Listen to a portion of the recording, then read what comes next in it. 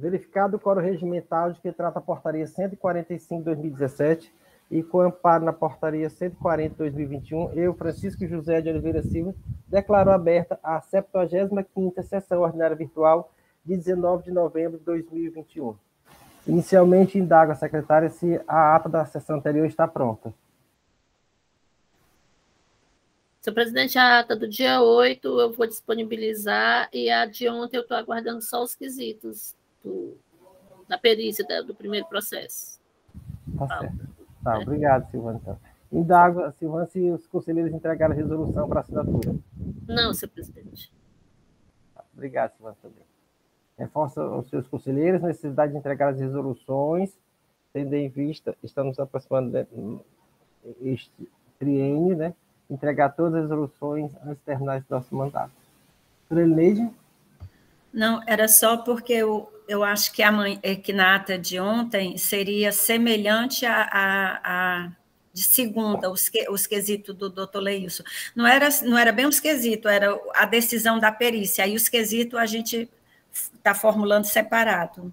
Conselheira, é o processo do doutor Rafael. Desculpa, tudo bem. Tá certo. A visitação formulada pelo doutor Rafael. Então, passando para a ordem do dia. Vamos iniciar a sessão com o processo de recurso 1642/2020, aí 2020-02228. Recorrente Claro S.A., recorrido Seju. Relator doutor Leilson Oliveira Cunha. Está presente para fazer sustentação oral das razões recursais, doutor João Paulo Silveira Rossi. A doutora Maiara acompanhará também esse processo, ou só o segundo processo, doutora Maiara? Bom dia, senhor conselheiro. Eu vou acompanhar só esse processo da Claro. O segundo processo qual é? Eu acho que nem é patrocinado pelo nosso escritório, não. É o 643, é logo em cima. Da doutora Maiara é o segundo. É o segundo, doutora Maiara. O primeiro é o doutor João Paulo Rossi, tá certo? Isso.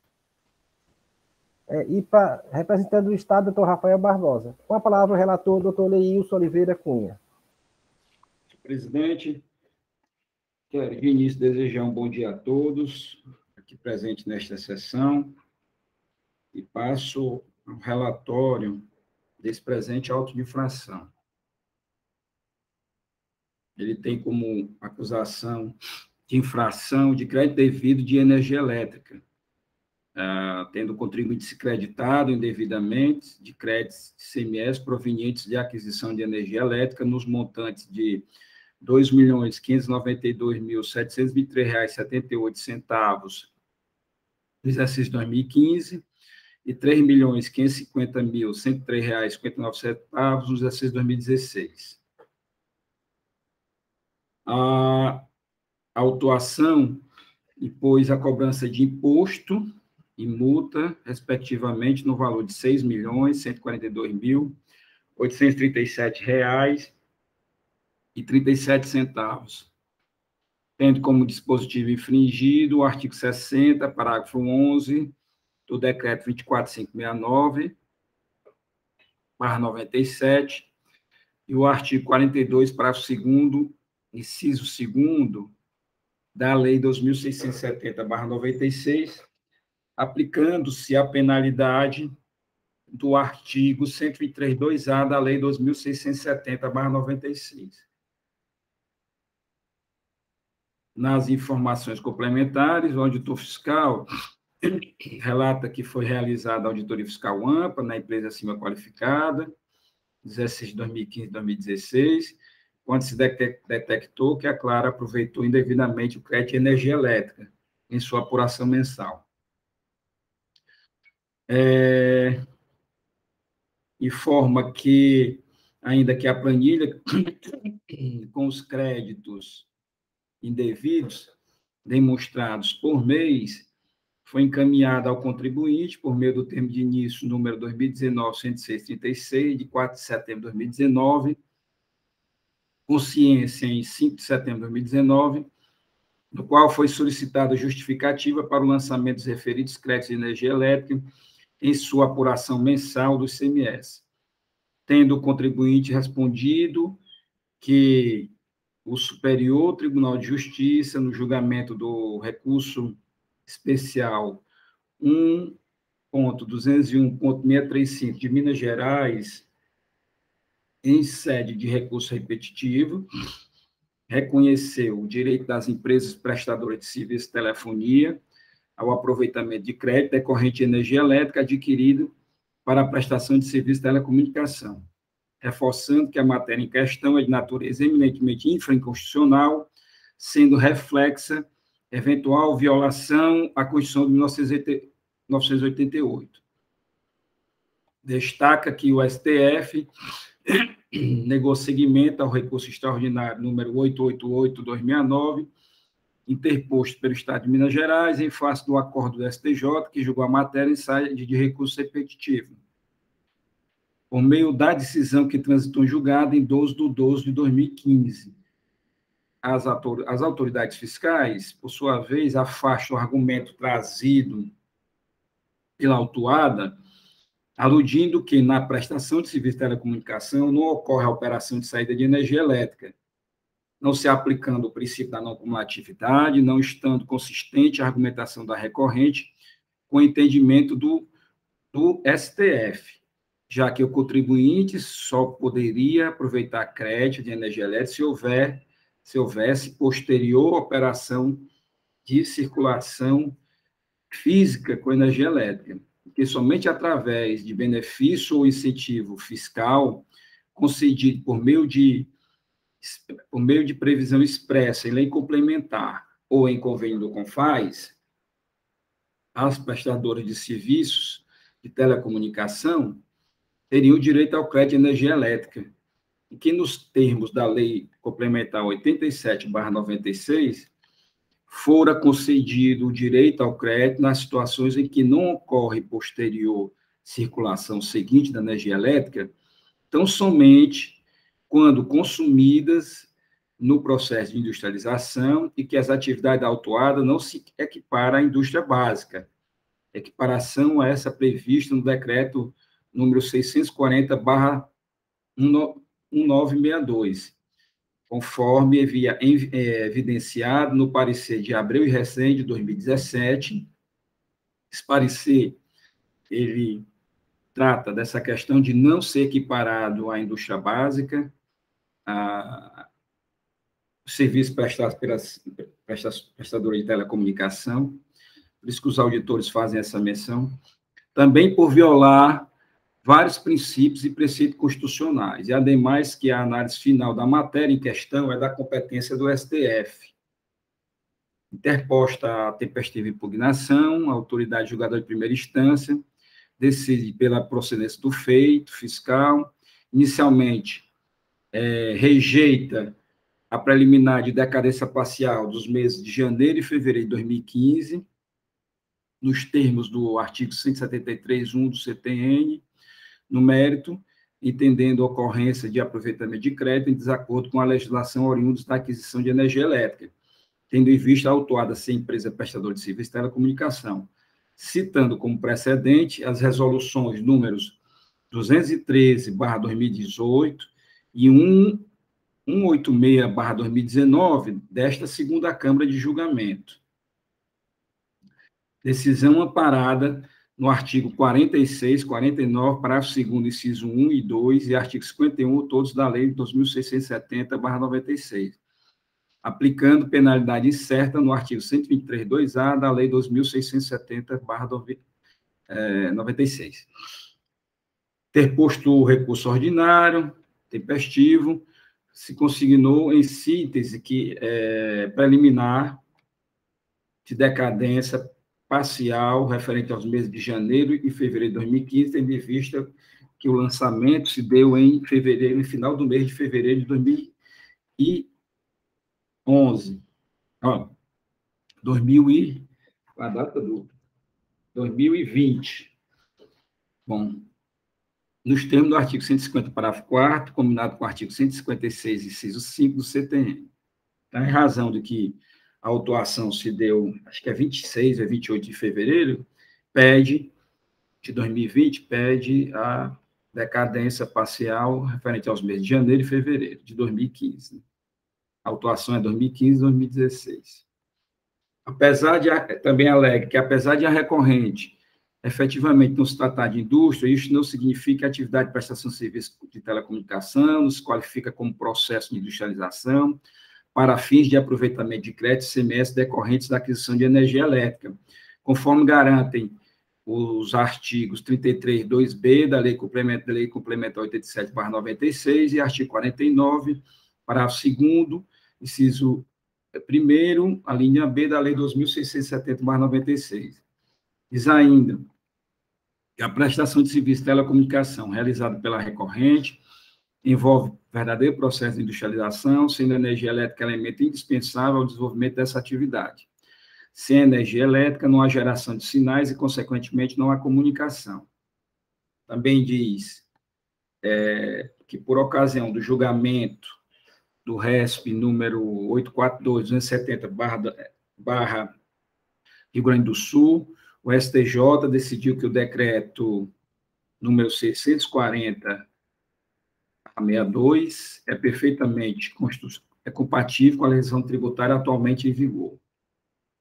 Alega também que, por ocasião do julgamento do RESP número 1.201.635/Minas Gerais, sede de recurso repetitivo, o STJ decidiu que as operadoras de telefonia têm direito à apropriação de créditos de CMS relativamente à energia elétrica adquirida para a prestação de serviço de telecomunicação. Alega ainda que a posição adotada pelo STJ é definitiva, uma vez que o STF já decidiu que a matéria em questão de natureza eminente infraconstitucional, sendo eventual violação à Constituição de 1988, apenas reflexo. Aqui a empresa alude pelo fato de o ministro Marco Aurélio não ter reconhecido o agravo, né, pela decisão que impediu a subida do recurso ao STF. Aí transitou julgada aquela decisão do STJ. Recentemente, o STF colocou uma pá de cal na questão, ao julgar a arguição de descumprimento de preceito fundamental, número 427, ajuizada pelo Estado do Paraná, para que fosse conhecido que o decreto número 640/62 não teria sido recepcionado pela Constituição Federal. Nesse ponto, a não recepção pelo ministro Marco Aurélio, já esclareço aqui, se deu por vício formal. Ele não reconheceu como a ADPF não poder fazer, às vezes, de uma ADIM ou de uma ADC. Então, a não recepção dessa ADPF é meramente por aspecto formal e não de conteúdo material. Alega ainda que os artigos 1039 a 1040 do CPC impõem eficácia ultra partes, precedentes vinculantes aos órgãos proferidos pelos tribunais superiores, né, STF e STJ, sob regime de recurso repetitivo, e não se restringe apenas aos casos que estão sob julgamento perante os órgãos judiciais, mas vinculam igualmente os órgãos administrativos quando da apreciação de situações semelhantes que são levadas a seu conhecimento, por causa de aplicação supletiva e subsidiária das normas previstas no CPC. Alega ainda em procedência da multa aplicada, nos termos do artigo 112.1 do CTN, tendo em vista que, por ter adotado interpretação divergente daquela que a recorrente atribuiu à legislação tributária aplicável, em se saber se a atividade desenvolvida pela recorrente caracterizariam ou não um processo de utilização para fins de aproveitamento de créditos de imposto decorrente da aquisição de energia elétrica. Então, ele pede aqui em procedência da multa, alegando a divergente interpretação entre o auditor fiscal e a recorrente. E pede também constitucionalidade e caráter confiscatório da multa. Ao final, requer a improcedência da autuação e, alternativamente, o cancelamento ou redução da multa aplicada.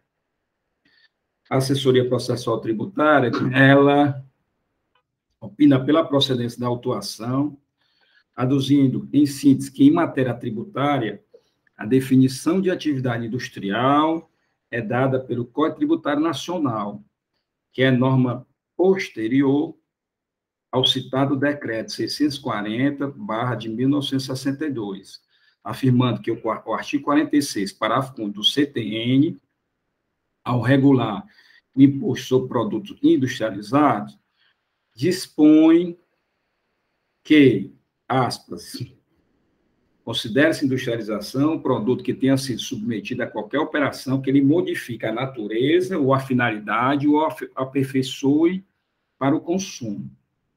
Ademais, também, para afastar qualquer dúvida, relata que o regulamento do IPI descreve a atividade industrial como aquela que altera a natureza ou a finalidade dos produtos, ou aperfeiçoe-os para o consumo, evidenciando que serviços de telecomunicação, até por serem serviços, não representam atividade industrial, conforme o artigo 5º do regulamento do IPI, assim como a Lei Geral de Telecomunicações classifica a atividade da recorrida como prestação de serviço, e não industrialização. Ao final, conclui pelo crédito indevido aproveitado pela recorrente. Presidente, em síntese, esse é o relatório.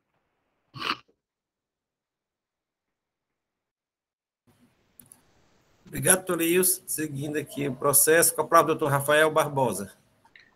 Presidente, secretária, conselheiros, meus cumprimentos a todos, patrono da recorrente, a quem também estendo meus cumprimentos, bom dia. Presidente, a acusação, de fato, é de crédito indevido de energia elétrica por uma empresa que explora o segmento de telecomunicações, ou seja, uma empresa prestadora de serviço. A defesa, na sua controverte 3 pontos, que seria a decadência, a legitimidade do crédito, por entender que a questão já está pacificada no âmbito do STJ e não cabe, e não é matéria de discussão constitucional, segundo a tese defensiva. Entende que a decisão do STJ, no sentido de equiparar a sua atividade a uma atividade industrial, já é um entendimento pacificado e consolidado, em face do qual não admite mais reforma, e traz ainda a tese da multa de caráter confiscatório. Então, controverte esses 3 pontos. De fato, presidente e conselheiros, a acusação, o levantamento fiscal, ele, de fato, é controvertido nesses pontos. Já na fase do levantamento, a autuação, a empresa, inclusive isso vem corporificado já no auto de infração, que a empresa, no auto de infração, já se defendeu nesse sentido, ou seja, eu tenho, é legítimo o meu crédito de energia, porque o STJ me equiparou a uma indústria. Então, a tese defensiva toda ela é formatada nesses termos desde o início do levantamento fiscal. Enfrentando esses pontos, presidente, ao meu sentir, eu acolho o parecer em parte, apenas por entender que a decadência se submete ao lançamento de ofício, né? Com relação aos demais pontos, eu vou aderir ao parecer, por entender que, de fato, os créditos de energia que foram levados na escrituração fiscal da empresa são indevidos, por entender que ela não se equipara à atividade industrial, uma prestadora de serviço.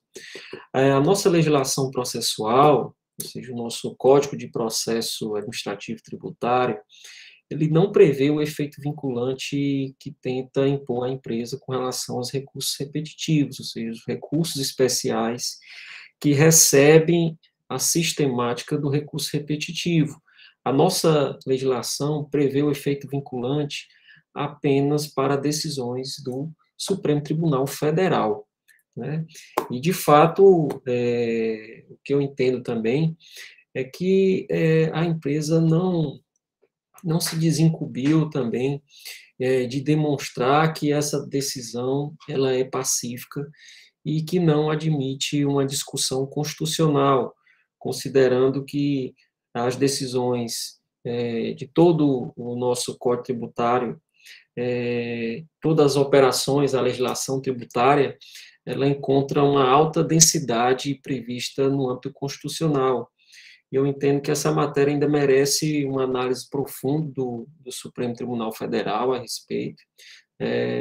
Entendo que o entendimento do STJ trouxe também um efeito multiplicador de demandas, porque até os supermercados que prestam serviços estão tentando agora se equiparar à atividade industrial, ou seja, isso gera um entendimento muito controvertido, quebra a isonomia, porque a empresa se defende com base numa legislação em que se tem uma dúvida gigantesca no sentido de que ela tenha sido incorporada ao novo regramento constitucional, ou seja, tenha sido recepcionada a nova ordem constitucional, a tal ponto de ter eficácia no âmbito tributário e de uma repercussão importante, considerando que essa matéria já recebeu, já na nova égide constitucional,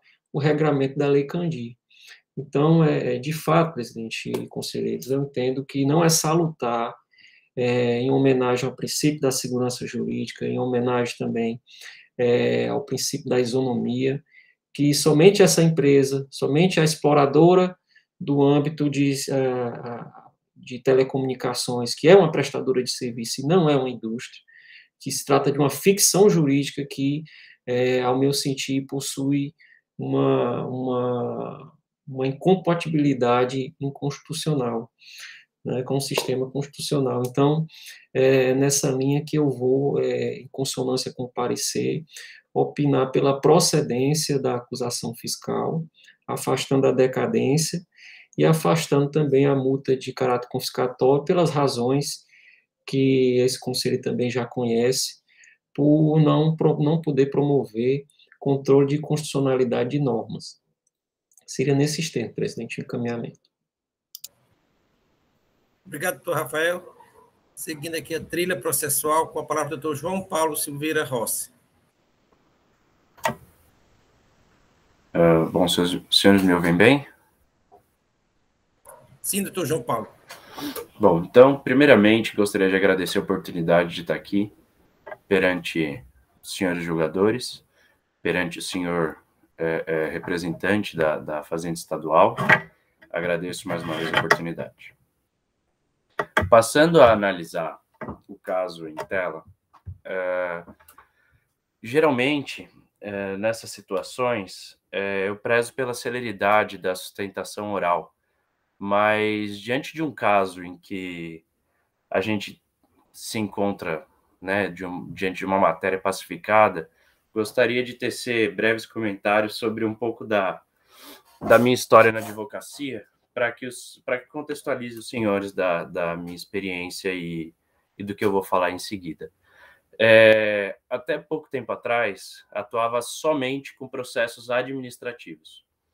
E, recentemente, tive a oportunidade de atuar agora tanto com processos administrativos quanto processos judiciais. Nesse cenário, senhores julgadores, poderia dizer que há pouco tempo atrás vivia nessa bolha que são os julgamentos administrativos em todo o país, né? Que basicamente seguem a legislação de forma, né, direta, sem se adentrar ao que estipula o direito, porque o direito não é só normas, né? O direito, na realidade, ele se estende também ao que fazemos aqui, né? Que, inclusive, ontem participei de um julgamento no estado de Goiás, que foi muito bonito, quando o próprio julgador, desembargador, ele apresentou que o direito vivo, né, é a jurisprudência, é o que se decide pela voz dos julgadores. E, nesse sentido, senhores, ignorar tudo que se apresenta pelo STF, pelo STJ, simplesmente pelo fato de não haver suposta vinculação pela norma administrativa, se mostra uma cegueira por parte por parte de qualquer tipo de jogador, né? Porque, assim, o direito, o que a gente está tratando aqui é o direito. E o direito, ele necessita dessa fluidez, ele necessita da visão do jogador para que ele possa se pôr ao mundo fático, né? As normas, elas não são auto-aplicáveis se você não tiver um poder de coerção sobre elas, né? Nesse sentido, vou reforçar o que a gente já apresentou anteriormente, tanto em sede de impugnação quanto em sede de apelação, e trouxe de recurso voluntário, desculpa, e trouxe novamente para os senhores em sede de memoriais. Primeiro, senhores, em relação à decadência de 2 meses do lançamento fiscal, que também é tema pacificado a respeito da forma de contagem da decadência, e que não há mais dúvida que, uma vez que houve, sim, parte do pagamento, considera-se o prazo do 150, parágrafo 4º do CTN. Essa matéria não é só pacificada pelo STJ, mas também pelo STF. Nesse sentido, se os senhores só podem seguir o entendimento do STF, não há desculpa para não se considerar essa decadência. Seguindo, adentramos no mérito, que se respalda na possibilidade de creditamento de energia elétrica por empresas de telecomunicação.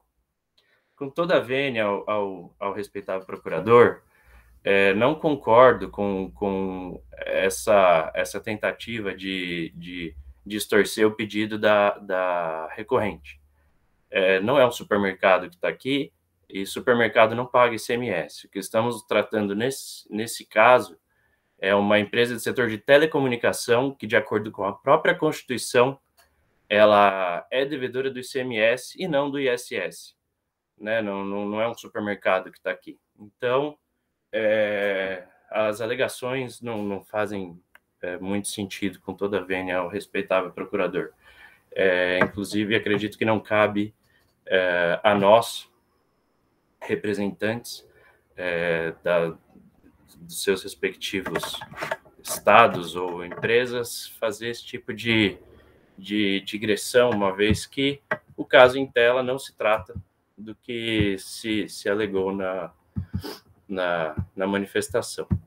O que se trata, na realidade, é um tema pacificado, que é só levar ele para o Poder Judiciário, que é reconhecido imediatamente. Agora, a vinculação dessa Câmara de Julgamento pode não ser normativa em relação aos precedentes do STJ. Contudo, ela é vinculativa em relação à responsabilidade fiscal, a responsabilidade que os senhores têm para com o Estado que representam, né? Para com a Secretaria da Fazenda do Estado que representam. A gente está falando aqui de um caso que só de valor principal e de multa chegamos próximos de 12 milhões de reais. Né? Superamos a marca de 12 milhões de reais. Nesse sentido, seria de pura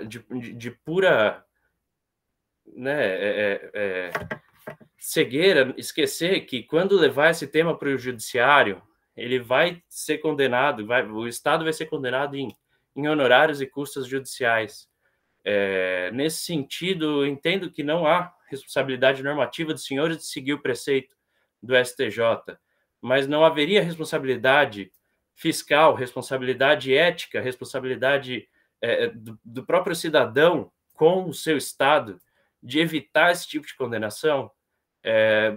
Como falei, recentemente saí da bolha do processo administrativo e tenho visto que é um caso que não tem discussão. No judiciário, chegou com uma causa dessa, é causa encerrada.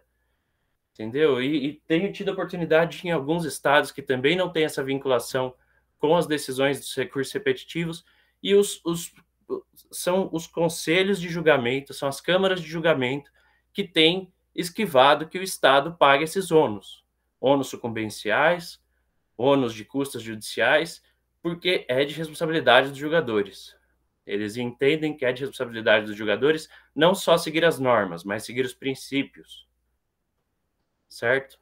Então, encerro minha manifestação também reforçando a improcedência da multa, essa qual eu sei que, infelizmente, muitas câmaras de jogadores, mesmo seguindo esse princípio, têm mantido, mas, uma vez cancelado o mérito, acredito que não há necessidade de recorrer-se a essa questão da multa.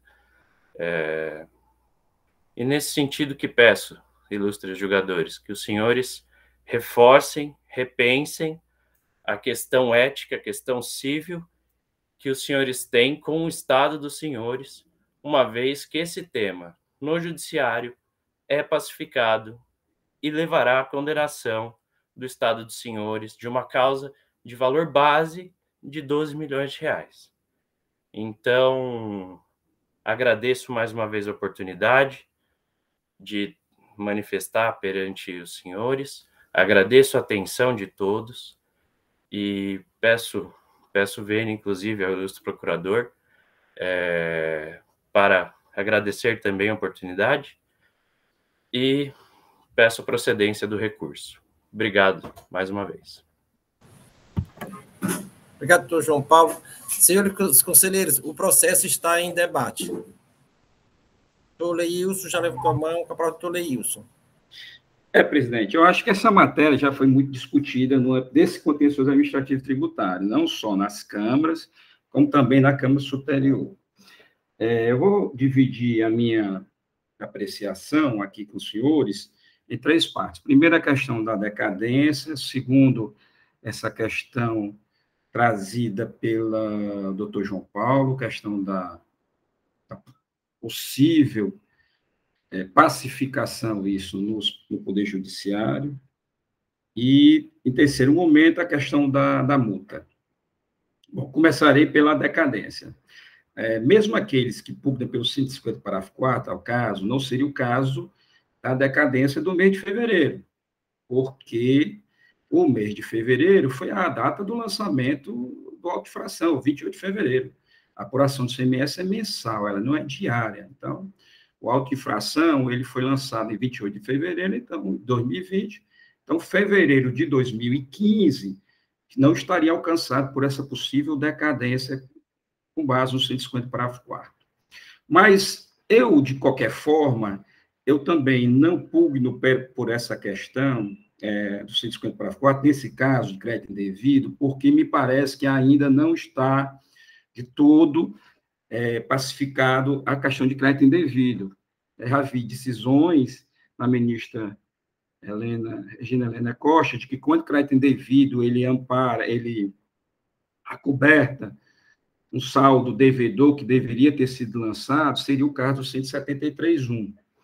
Né? E tem outros também jurisprudências nesse sentido. Então, eu ainda, enquanto não houver uma melhor clareza na questão do crédito indevido pelo Superior Tribunal de Justiça, ou mesmo pelo Supremo Tribunal Federal, me parece que eu ainda sigo a regra do 173, inciso 1º, do CTN.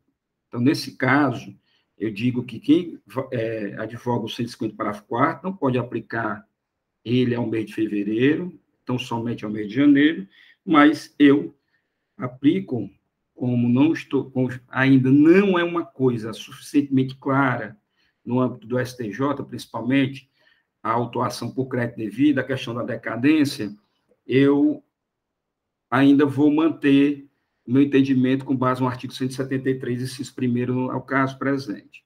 O segundo aspecto é em relação à questão da pacificação dessa matéria no âmbito do Poder Judiciário. Aí assiste, em parte, razão do doutor João Paulo, que isso é uma matéria que foi pacificada lá no STJ. Mas essa matéria foi levada ao conhecimento do STF, e eu vou ler aos senhores, deixa eu ver onde é que está aqui.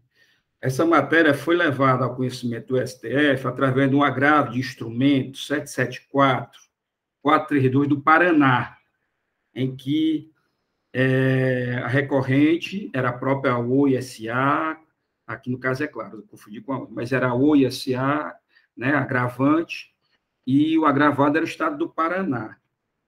E, de início, o STF recusou esse agravo sob o palio de haver diferenciações entre as situações, da paradigma e da decisão agravada.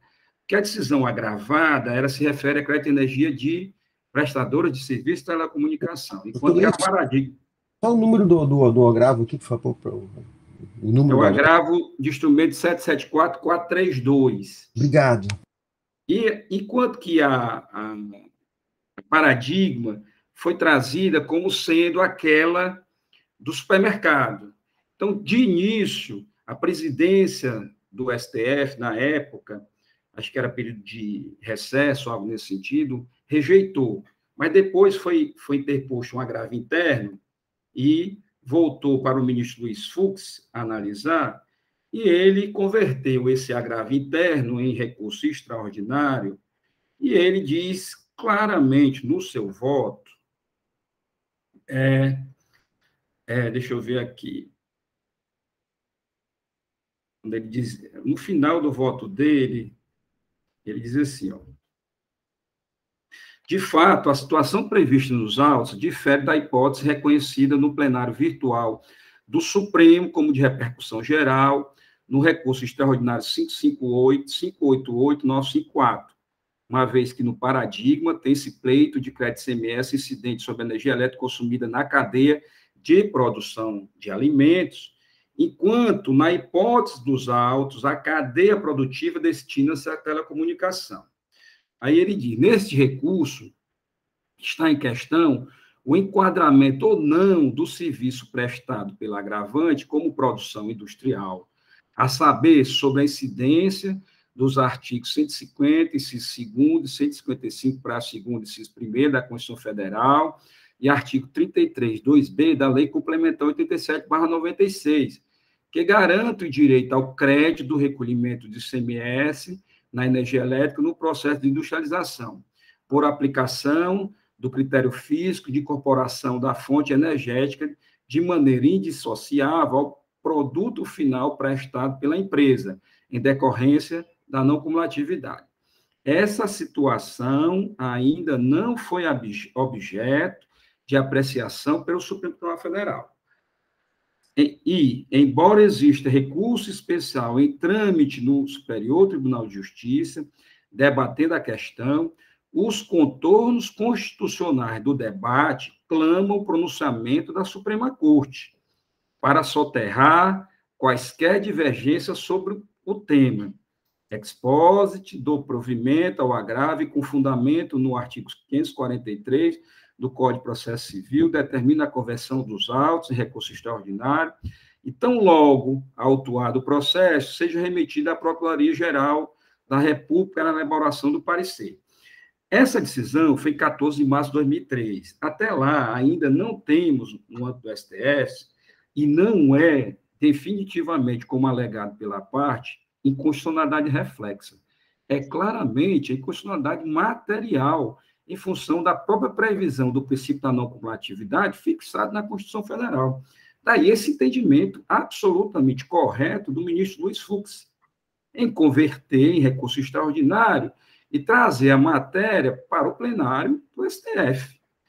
Então, presidente, neste caso, ainda não se pode dizer que há uma pacificação. Se pode até falar que o STJ já tem como claro o seu entendimento, mas ainda existe uma outra esfera, que é a esfera definitiva, para apreciar essa questão.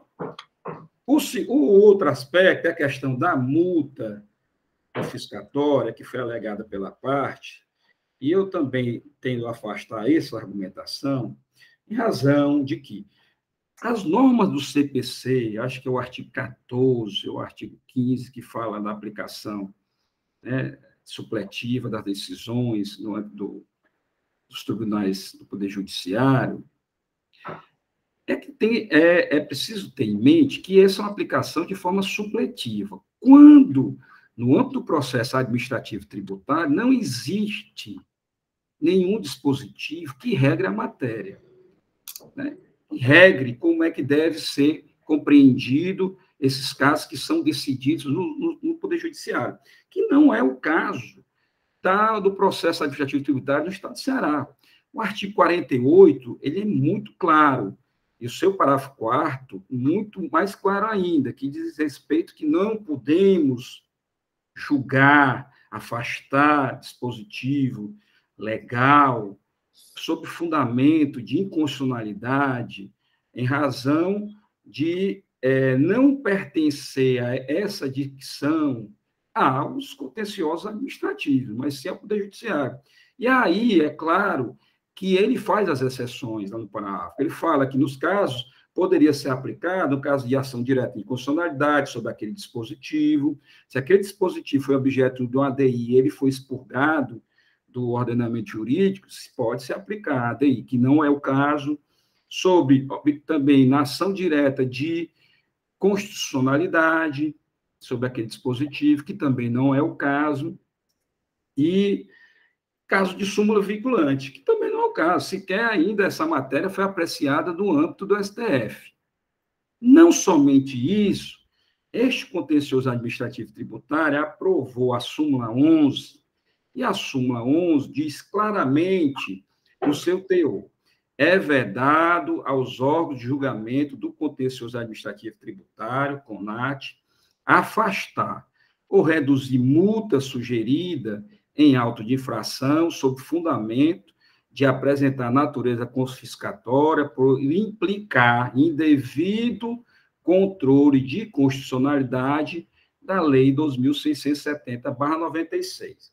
Aí cita precedentes os quais fundamentaram a súmula: Resolução 75/2017, 75/2019, 034/2020, 2020 da primeira Câmara, resoluções 79/2019, 29/2020 da segunda Câmara, resoluções 29/2019, 75/2020 da terceira Câmara, e resoluções 57/2019 e 46/2020 da quarta Câmara. De modo que, presidente, eu fico muito tranquilo em relação a essa questão de uma possível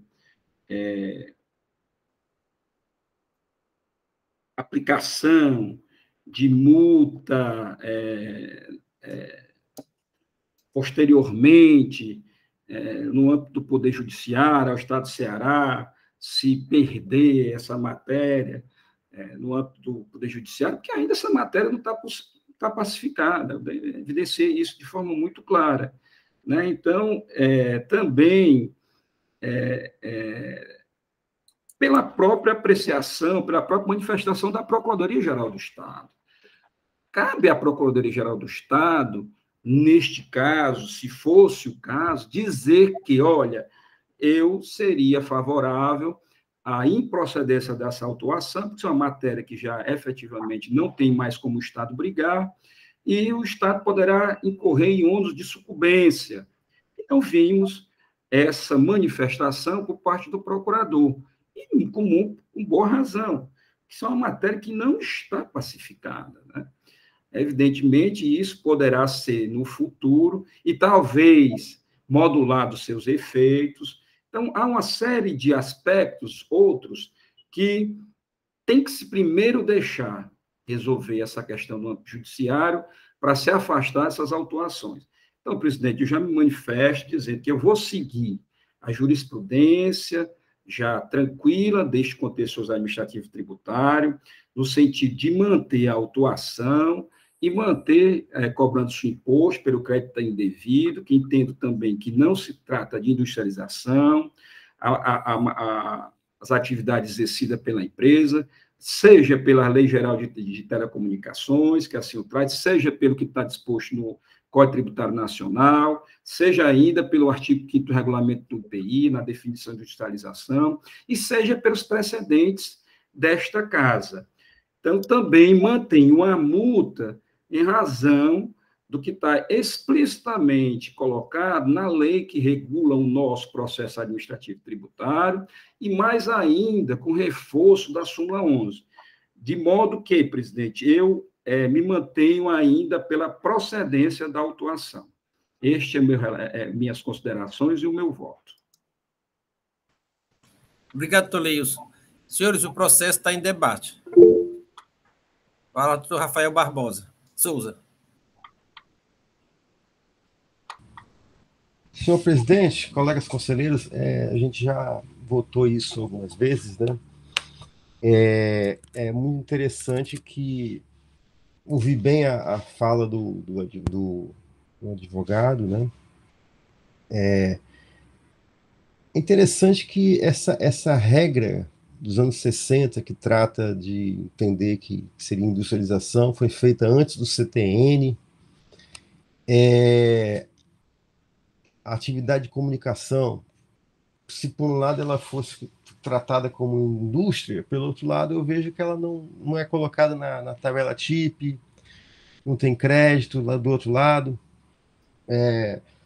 Nós temos situações aqui, mesmo que os tribunais superiores, ora entendem que a matéria é infraconstitucional e bastaria a decisão do STJ, mas depois se vê reviravoltas. Vou trazer duas aqui. A previdência sobre um texto de férias. Até 2014, até 2016, 2018, o conjunto de decisões era de que valeria o que o STJ decidiu. Mas em 2020 tivemos uma reviravolta. PIS, COFINS, crédito sobre insumos que não são exatamente incorporáveis ao produto.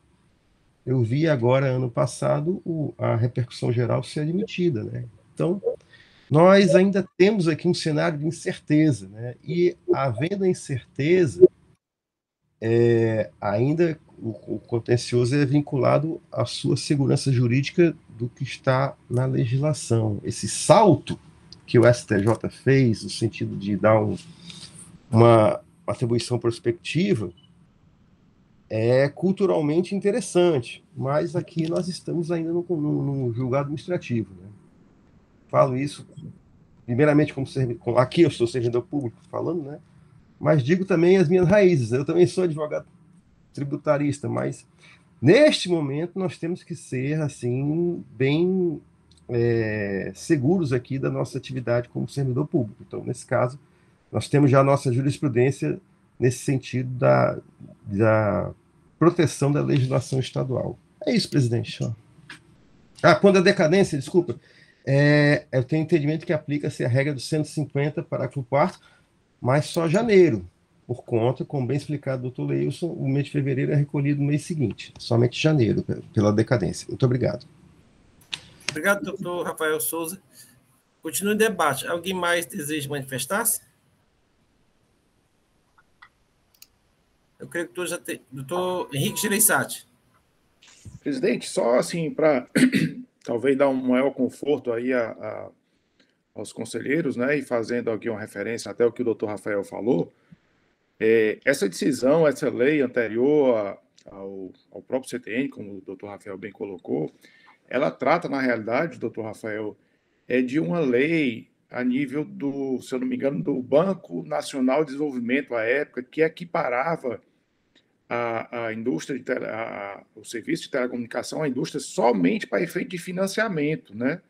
Porque o Banco de Desenvolvimento, na época, só poderia dar financiamento para estabelecimentos industriais. Então, a comunicação ainda estava, assim, era um processo importante, como ainda é hoje, mas estava ainda começando no país, né? Ainda era muito precária. Então, a forma de dar um financiamento foi que se equiparou isso à indústria, mas somente para efeito de financiamento, né? No Banco Nacional de Desenvolvimento, né? Como o senhor bem falou, a própria lei de telecomunicações não assim a trata, né? Trata exclusivamente como serviço. Correto. Só para esclarecer esse ponto, senhor presidente. Obrigado, doutor Henrique, pelo esclarecimento. Os senhores querem mais debate ou já podemos colocar em votação? Então, eu vou colher o voto do doutor Leilson. Doutor Leilson, com relação... Vou votar aqui... Com essa decadência, como vota o doutor Leilson? Presidente, com a vênias ao doutor Rafael, eu mantenho todo o lançamento, não excluo o mês de janeiro, com base no 173.1. Tá certo. Doutor Wander? Bom dia, senhor presidente. Bom dia, senhores conselheiros. Bom dia, ilustre representante da Procuradoria, doutor Rafael. Prazer revê-lo. Bom dia, doutor João Paulo. É um prazer conhecê-lo e parabéns pela sua brilhante sustentação oral. Bom dia, doutora Silvana. Senhor presidente, em relação à decadência, pedindo vênia ao ilustre relator, que já conhece nosso entendimento, eu sou favorável à aplicação do artigo 150, parágrafo 4º, relativamente ao mês de janeiro de 2015. É como voto, senhor presidente. Doutora Jusileide. Bom dia a todos, senhor procurador, doutor Rafael, senhor presidente, doutor João Paulo, seja bem-vindo. Muito obrigada, a explanação foi muito esclarecedora. Doutora Silvana, bom dia, doutora, nossa Câmara. Eu acompanho o voto, o primeiro voto divergente, senhor presidente. Doutor Rafael. Me falhou o áudio aqui. O voto do doutor Wander foi pela decadência, mas é só isso, né? O resto acompanhando o doutor Leisco, né? Nós estamos votando só a decadência. Ah, acompanho o voto divergente, me perdoe. Doutora Elineide. Com relator. Doutor Henrique. Acompanho o relator, senhor presidente. Verificado o empate com relação a essa matéria, e como já é do conhecimento dessa Câmara, eu tenho aplicado para a presente hipótese a regra do 173.1 do CTN, constatar lançamento de ofício, afasta a regra do 150, parágrafo 4º. Então, rejeita a decadência citada pela parte. Então, é isso com relação ao mérito e o caráter confiscado da multa. Como vota, senhor? Presidente, eu acho que a gente deve votar a questão do caráter confiscatório da multa. Separado. Tá certo. Separado. Então, nesse sentido, presidente, como já dito, né, nós temos dispositivo legal e também súmula, afasto o caráter confiscatório da multa. Doutor Wander. Senhor presidente, acompanho o relator aplicando a súmula 11 deste CONAD. Doutora Jusileide. Acompanho o relator, senhor presidente. Doutor Rafael. Acompanho o relator, presidente. Doutora Elineide. Com o relator, senhor presidente. Doutor Henrique. Acompanho o relator, senhor presidente. Então, por votação unânime, afastado o caráter confiscatório da multa suscitado pela parte. E no mérito agora, doutor Leilson, como vota? Presidente, mantém a autuação, nós temos já os nossos precedentes, inclusive desta Câmara. Doutor Wander. Senhor presidente, acompanho o ilustre relator, mas não deixando de me recordar que esse assunto já foi objeto de discussões aqui, em outra composição, e me recordo com muita alegria e satisfação, mesmo divergindo dela, que a doutora Alice Gondim Salviano de Macedo, ela entendia de maneira divergente, e trago aqui só essa recordação saudosa da nossa conselheira Alice. Mas voto sim acompanhando o ilustre relator. Jusileide. Senhor presidente, acompanhando aqui o doutor Wander, eu participei das discussões onde a doutora Alice estava presente e me sinto muito honrada com a sua inteligência e ter participado das suas discussões, foram bem pertinentes. Mas eu acompanho o relator, senhor presidente. Obrigado pelo excelente. Doutor Rafael. Acompanho o relator. Doutora Elineide. Com o relator. E doutor Henrique. Acompanho o relator, senhor presidente. Então, com votação unânime, o Conselho de Recursos Tributários mantém a acusação fiscal e decide para procedência da autuação conforme a manifestação do representante da outra PGE. Esta decisão para esse processo. Gostaria de agradecer ao doutor João Paulo Silveira Rossi pela participação. Querendo, pode ficar conosco na nossa sessão. Muito obrigado. Aproveito para desejar um bom dia e boa semana a todos. Dando seguimento à nossa pauta aqui, anuncio o processo de recurso 1643-2020, aí 2020-02250. Recorrente, célula de julgamento por instância, recorrido Claro S.A. Relator, Dr. Wander Araújo de Magalhães Uchoa. Está presente para fazer sustentação oral das razões recursais, doutora Maiara Calabró, né, doutora Maiara? Boa tarde, bom dia, ilustre presidente. É isso, Maiara Calabró, mas eu apenas vou acompanhar o julgamento, não realizarei sustentação oral, não. Tudo bem, doutora Maiara. E também está conosco o doutor Rafael Barbosa, procurador do Estado. Com a palavra o relator, doutor Wander Uchoa. Obrigado, senhor presidente. Renovando o cumprimento a todos os presentes na sessão. Passo ao relato do processo.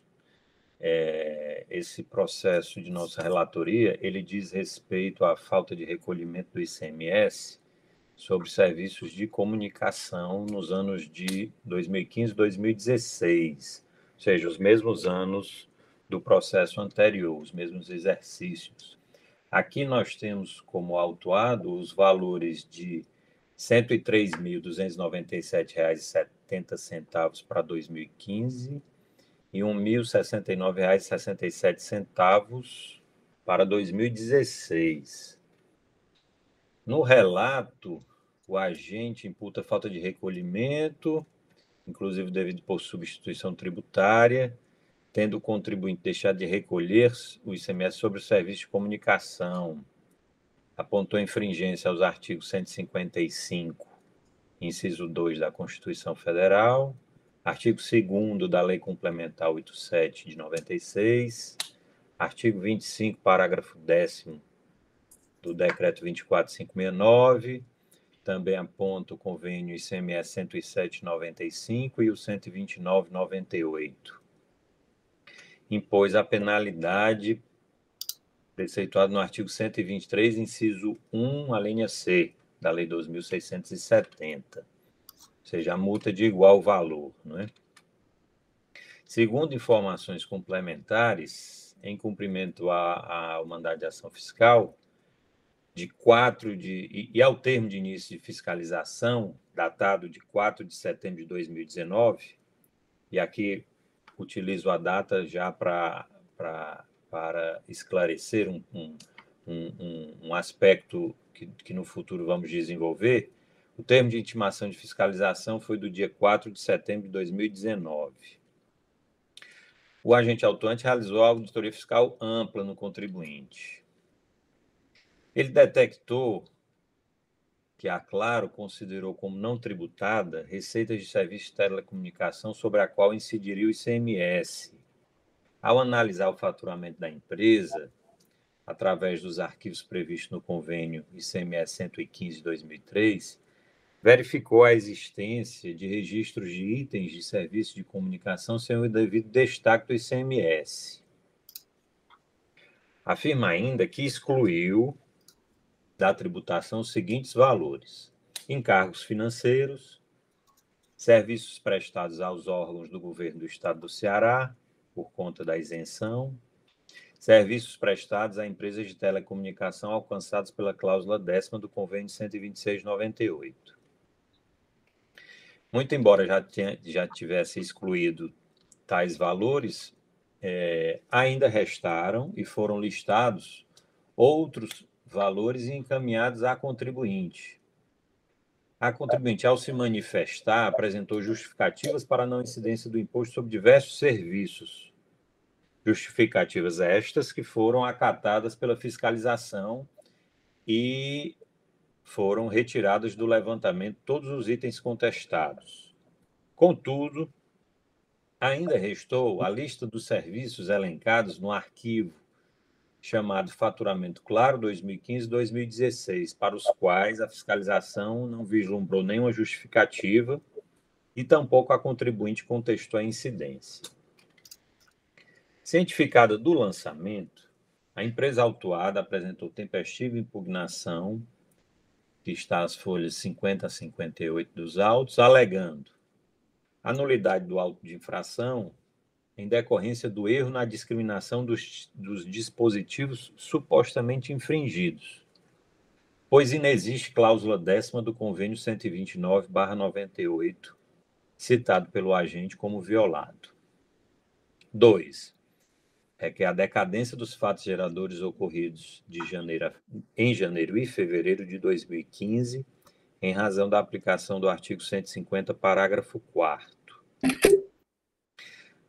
Prossegue, alegando e confessando a ocorrência de erro no preenchimento da EFD. Tal erro seria da descrição dos serviços prestados de janeiro a agosto de 2015, os quais constaram na declaração do convênio 115 como serviços de telecomunicação, quando, na verdade, referem-se a serviços de taxa de instalação, serviços estes que estão sujeitos à incidência do ISS.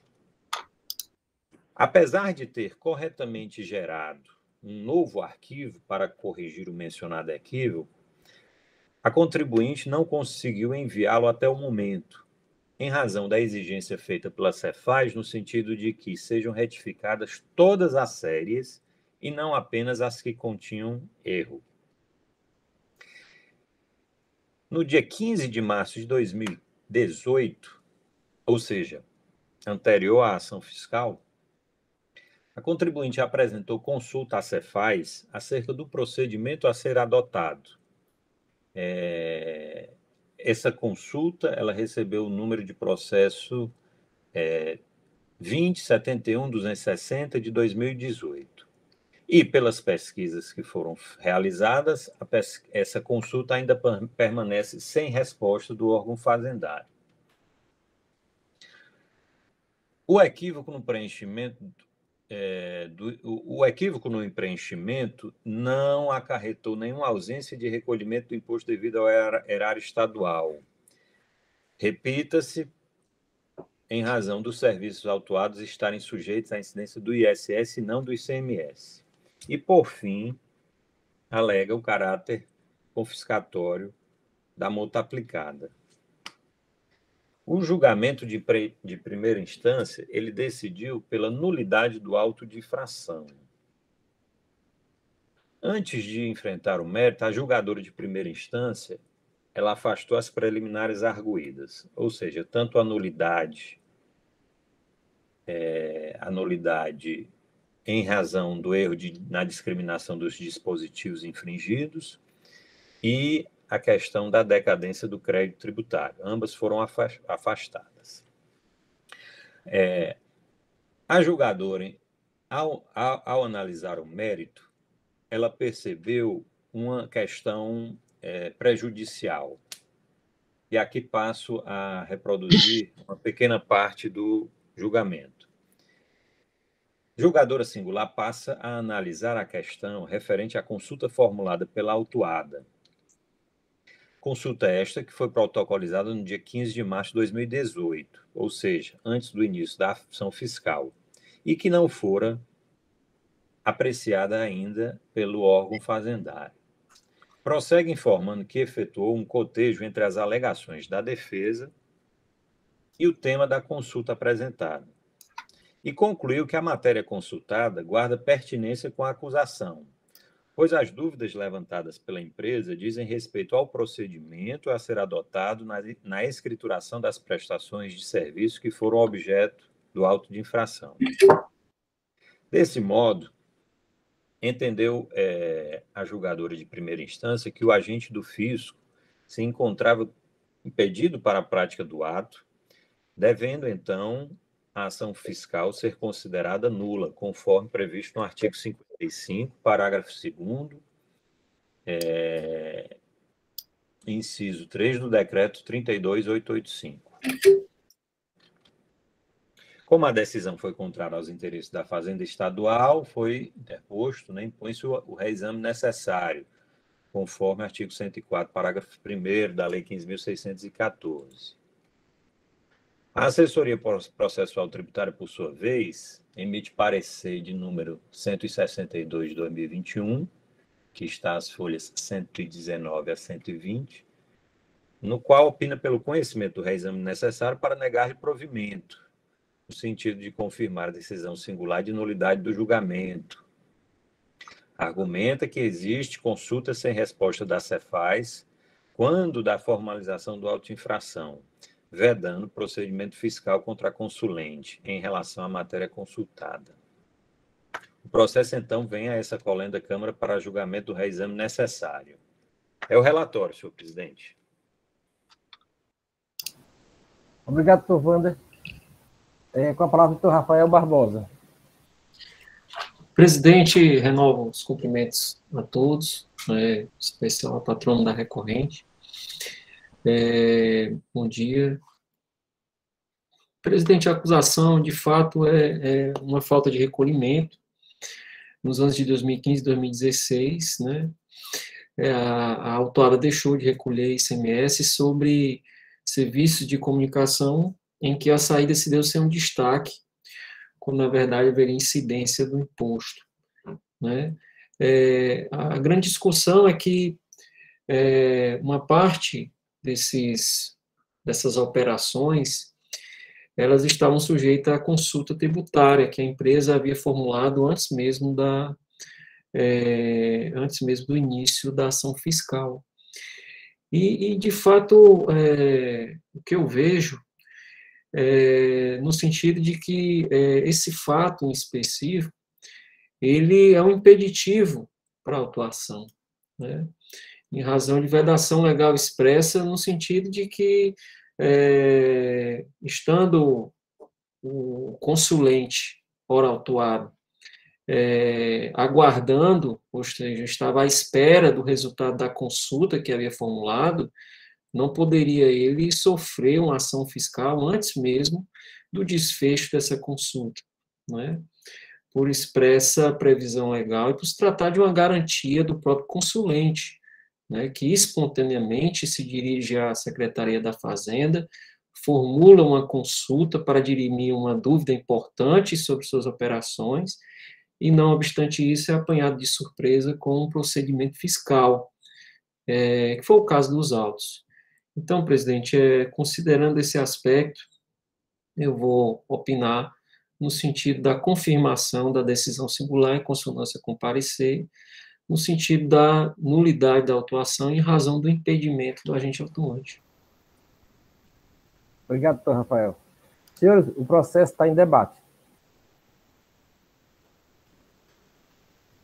Senhor presidente, eu fico aqui à disposição dos demais conselheiros em relação a alguma dúvida que, porventura, tenha restado em nosso relatório.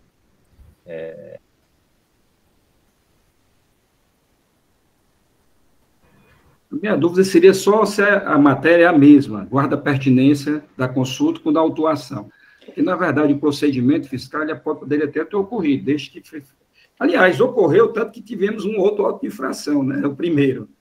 Mas, quanto a este auto de infração, aí sim, essas matérias são pertinentes na consulta, e contribuinte teria ainda, depois da solução de consulta, um prazo para se adequar a dado de espontaneidade ao contribuinte, seja para recolher tributos, seja para se adequar ao que foi decidido na solução de consulta. Então, guardada a pertinência entre a matéria consultada e a matéria autuada, para além do artigo 892, a violação, é violação também o princípio da denúncia espontânea, né, que está previsto nos próprios artigos da consulta. O contribuinte terá 15 a 30 dias para se adequar, né, à solução de consulta. E aí, claro. Doutor Leio, só esperar o doutor Wander cair a conexão dele, para ele retornar para ele responder a sua indagação. Tranquilo?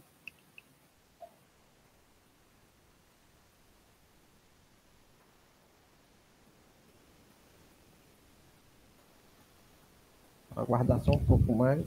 Presidente, já ocorreu aqui esse tipo de nulidade que nós julgamos, e os autuantes, eles não sabiam do processo de consulta, né, do procedimento de pedido de consulta, né, nem a própria empresa trouxe à época do procedimento fiscal, que eu acho que é o caso aqui, né, que não invalida, aliás, que não deixa de invalidar a autuação. Mas, assim, às vezes é um uma diferença, um delay de comunicação, no sentido de a empresa trazer o conhecimento de que ela fez aquela solução de consulta, né? E aí... Doutor Wander retornou. Conclua, doutor Leilson, aí depois eu pergunto ao doutor Wander. Perdão, por favor, doutor Leilson. Não, era só para saber mesmo, só para confirmar do relator aquilo que foi escrito pela julgadora, a matéria pertinente, né, objeto da consulta com esse auto de infração. E aí, confirmada aí claramente violação ao princípio, não só a questão da consulta, mas também a espontaneidade que decorre dessa consulta, né? Doutor Wander, me permita fazer um adendo aí, que eu acho que pode completar aí a pergunta do doutor Leilson, né? Eu estava analisando aqui os termos da consulta, que me parece muito que é com relação à possibilidade de retificar informações, né, que podem ser alteradas depois, né? Parece que eles têm aqueles processos entre as operadoras e que tem o co-bidding, né, que eles fazem aquela divisão de serviços, e ele só fala que ele procede assim e depois retifica e perguntando se isso está correto. O que eu entendi era mais ou menos isso a consulta. E eu, particularmente, não vejo isso com muita pertinência do que foi colocado no auto de infração, não. Assim, eu queria saber se o senhor analisou isso melhor para a gente poder dirimir essa dúvida, se for o caso, né?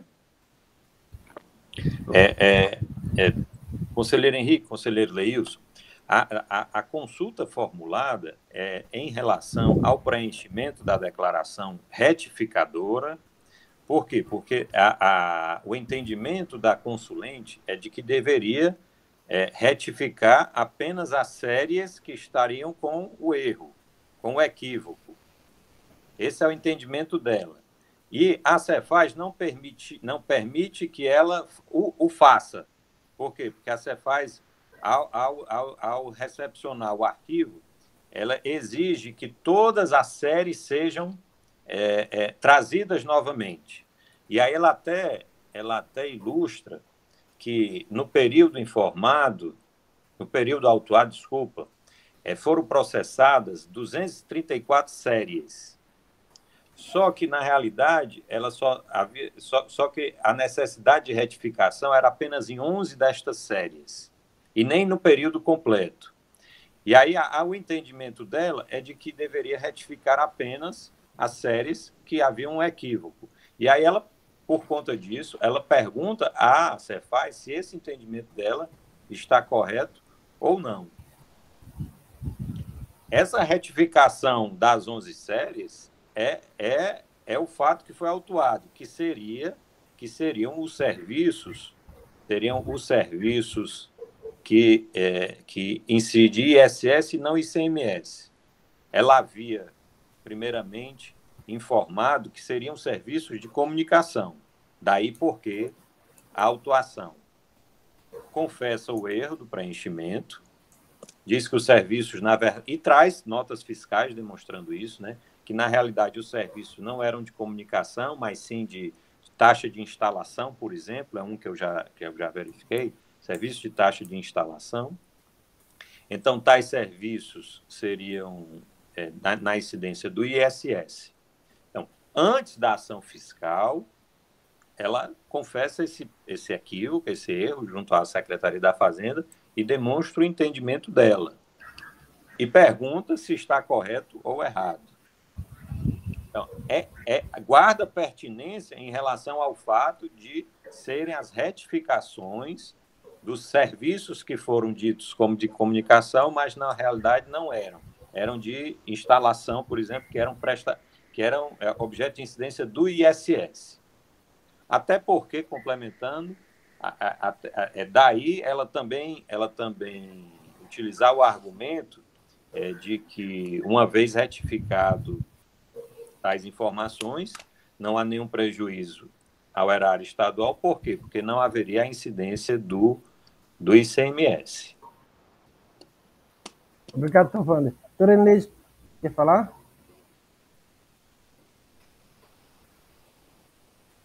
Sem áudio, doutora Elineide. Obrigada, senhor presidente. Bom dia a todos.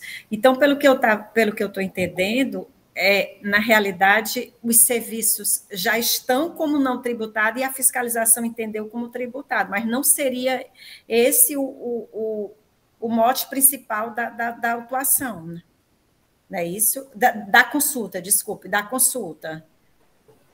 Não, veja, quando ela enviou a informação, ela equivocadamente chamou de serviços de comunicação uma parte que não era. Certo. Aí, vem junto à Cefaz, antes da ação fiscal, vem junto à Cefaz e diz: errei, quero retificar o nosso preenchimento. Agora não mais como serviço de comunicação, e sim serviço de taxa de instalação, por exemplo. Só que, ao fazer isso, a contribuinte informa de que haveria uma exigência de sistema de que fosse retificado todas as séries das notas fiscais, e não apenas aquelas séries das notas fiscais com o equívoco. E aí ela traz alguns argumentos de impossibilidades técnicas, né? Porque aí, na realidade, ela traz o universo de 234 séries, quando só 11 delas teriam essa retificação. E aí, doutora Elineide, o que o agente autuante faz é autuar aqueles serviços que a consulente informa que eram de incidência do ISS. O agente fiscal, ele autua como se fosse da incidência do ICMS.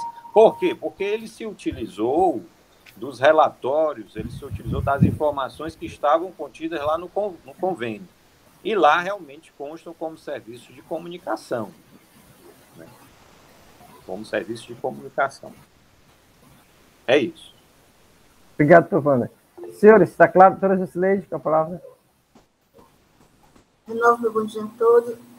Doutor Wander, só para um esclarecimento, para ficar mais confortável no meu voto. A questão é que essas 11 séries que estariam no contexto do pedido de retificação, eles não foram eles, digamos assim, o foco da fiscalização, da autuação, porque eles não foram retificados, né, em função de alguns problemas técnicos, e a resposta da Cefaz não chegou a tempo, e aí eles não foram retificados, e nesse tempo a empresa foi autuada, exatamente porque não teve condições de fazer essa retificação. Exatamente dessas 11 séries que foram motivo da autuação, é isso? É isso, doutora Jusileide. E também, apenas para um esclarecimento adicional, de que essa é uma parte da autuação, certo? É uma parte da autuação. Só que entendeu o julgador de primeira instância e também a assessoria de processual tributária que esse vício ele contamina toda a ação fiscal, porque o agente estaria impedido de fazê-la.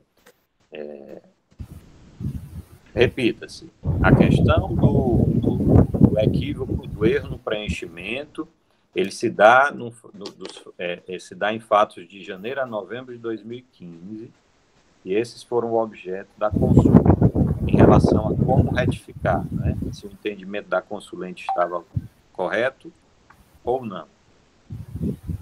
Obrigado, doutor Rafael, depois do Henrique Gereissati. Presidente, posso compartilhar a tela aqui? Pode, sim. Algo que eu vi na defesa, que eu fui atrás de ver o texto da consulta, eu fui atrás de tentar ligar uma coisa com a outra, e eu acabei achando aqui. Está aparecendo a tela? Está. Se eu puder aumentar um pouco mais a letra. Isso aqui é a impugnação. Bem mais. É a impugnação. E ele narra, né, que tentou fazer a retificação e na defesa dele ele descreve que o problema pelo qual ele não conseguiu fazer a retificação seria isso que o Dr. Wander falou. Tem que retificar toda a série, não apenas o erro. E apresentou a consulta a Secretaria da Fazenda. Então, aqui, ele consegue colocar na defesa uma ligação entre essa consulta e o que está sendo discutido. Por quê? Porque ele está descrevendo que, eu errei, tentei consertar, e no procedimento de conserto ficou essa indefinição. Tá, você conserta com esse custo de horas e tempo, não é custo financeiro, é custo de recursos humanos, tempo. Não é fácil retificar. Aí o contribuinte, não, mas peraí, eu estou querendo retificar só essa parte.